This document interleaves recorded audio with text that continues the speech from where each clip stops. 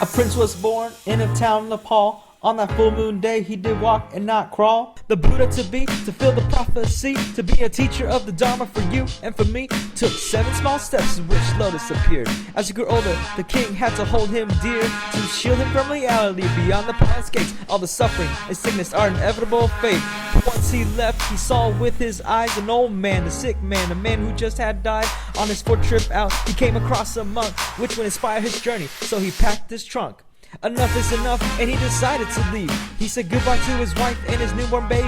He promised he'd be back when he found the right path to break free from attachment and the painful aftermath. And on his quest, he soon began to teach the laws of cause and effect no one ever should breach. He learned to meditate and went to the extreme, to starve and to torment in order to redeem his body and his mind. But that wasn't the right choice. On the verge of unconsciousness, he would hear a small voice, a little shepherd girl with some goat milk in her hands. Siddhartha would realize that he had to change his plan. The middle path seemed to be a natural flow. He would meditate, clear the mind and let things go.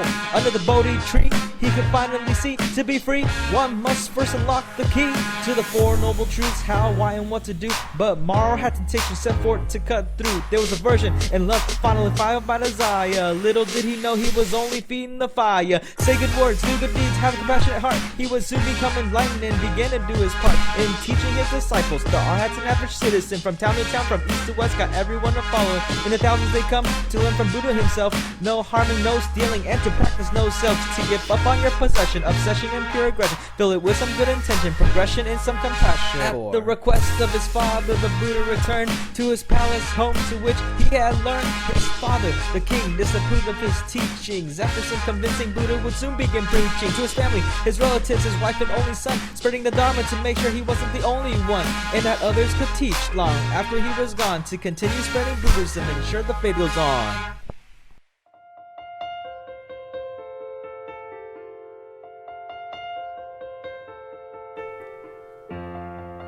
There are moments that the words don't reach. There is suffering too terrible to name. The king knew that it was his time, and realized in permanence the Buddha would return to see. His father became ill and weak. In the next few days he passed away. You can't escape the unavoidable. He kept teaching all day long, traveling along, preaching right from wrong, meditating. Ananda, you should practice Dharma to attain Nirvana, and do it with the help of the Sangha. Realizing time is near, Buddha called his dear friend to his side, Ananda. Don't be sad, it's not so bad, he said.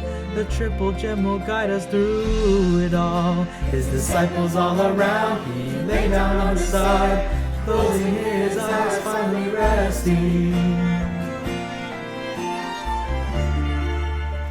The Dharma will live on and on.